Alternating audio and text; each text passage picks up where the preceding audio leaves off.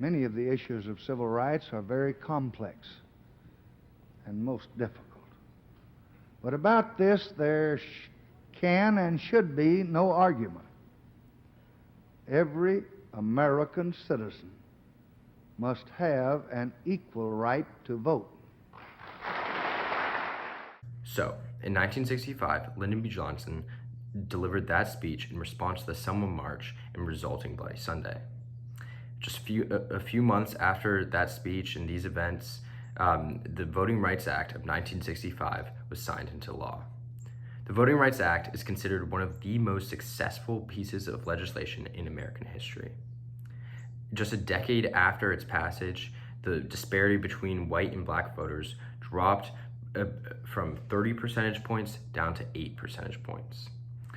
The Voting Rights Act was a major step in making the U.S. a more fair and democratic society. But how did this act come about? What factors led to its creation? How has it reshaped and redefined American democracy? And why is there such a need for new voting legislation? Michigan was one of several states to finalize its congressional maps just this week. We have been engaging the public and raising awareness about the problematic impact of gerrymandering on our democracy. Yes, sir. However frustrating the hour, it will not be long. The 15th Amendment, passed in 1870, gave African Americans the right to vote. Yet it was met with immediate backlash from white Southerners who sought to prevent African Americans from voting. Racist groups like the KKK and racist policies were formed with the sole intention of preventing black people from voting. In response to continued disenfranchisement, the federal government was forced to act. In 1871, the federal government passed the Enforcement or KKK Acts. These acts gave the president federal power to enforce the 15th Amendment, and they banned groups like the KKK, which were designed to violate citizens' constitutional rights.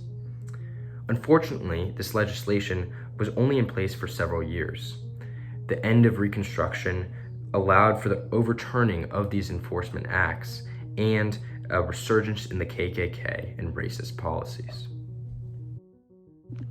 The absence of federal enforcement for the 15th Amendment allowed for Jim Crow laws to take off. Jim Crow laws were laws designed to make it extremely hard for African Americans to vote. Poll taxes, literacy tests, and a grandfather clause, which allowed you to skip poll taxes and literacy tests if your grandfather had voted in this state, all became common practice in the South. Disenfranchisement in the South eventually got so bad and began to attract more and more attention that the federal government was forced to act. The Eisenhower administration implemented the Civil Rights Act of 1957. This act allowed the federal government to sue states that did not protect African Americans' right to vote. Unfortunately, this act was ineffective and unsuccessful. Even after the Civil Rights Act of 1964 and the Civil Rights Movement's gains, the federal government was still reluctant to implement laws that enforced the 15th Amendment. It wasn't until the Selma March, in which hundreds of black people were attacked for trying to register to vote, that the Voting Rights Act was finally drafted. President Lyndon B. Johnson signed the Voting Rights Act in 1965. What enabled the Voting Rights Act to have such a large impact on voter turnout for minorities so immediately was how the bill was structured, particularly the 4th and 5th sections of the bill. The 4th and 5th sections allowed the federal government to take a proactive approach in defending the 15th Amendment. The 4th section outlined jurisdictions in which were likely to implement discriminatory voting policies, and the 5th section allowed the federal government to supervise those districts and the voting policies that they implemented. However, these sections needed to be renewed consistently, and this would lead to the eventual downfall of the Voting Rights Act. What's your name and what do you teach? My name is Kevin Stack, and I'm on the law faculty at Vanderbilt Law School. I teach constitutional law and election law. How often and how frequently were these were the fourth and fifth sections needed to be renewed, particularly the fourth section? Yeah. So when the fourth and fifth sections of the Voting Rights Act were initially enacted, they were enacted for a 5-year period.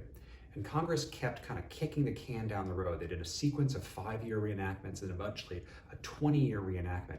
And part of the reason is that it was very hard to renegotiate. Most jurisdictions, most senators didn't want parts of their states to be included within the covered jurisdictions. So they stuck to the compromise they had originally had, which is those jurisdictions that were covered originally in 1964 stayed covered through all those periods until the fourth and fifth sections of voting rights were effectively overruled in the Shelby County decision in 2013. In the Shelby County decision, the Supreme Court ruled that Section 4 of the Voting Rights Act was unconstitutional. This made the sections that made this Voting Rights Act so effective essentially null and void. The Shelby County decision opened the door for states to implement anti-voter legislation. This legislation wasn't allowed and was blocked under Section 4 and Section 5 of the Voting Rights Act. Since 2013, 48 states have implemented over 400 anti-voter legislation laws. One of the most common ways states are restricting voters is through restricting voter registration. States have implemented proof of citizenship requirements, identification requirements, and have limited the time you're able to register to vote. All these policies disproportionately affect minorities. In Tennessee, in fact, a valid form of identification is a handgun permit or a hunting license, but a student ID is not a valid form of registration. Voter purges have also become common on state and local levels. Registration rules require a certain level of maintenance because people become ineligible to vote or move away for various reasons. State and local governments will intentionally purge eligible voters, based on inaccurate data. And they do this frequently, disenfranchising thousands of people at a time and not giving them sufficient notice that they have been taken off of registration roll. The effects of all this disenfranchisement are clear. 1 in 16 African Americans cannot vote due to disenfranchisement policies. Minority groups are twice as likely to be unable to vote, to take time off to vote.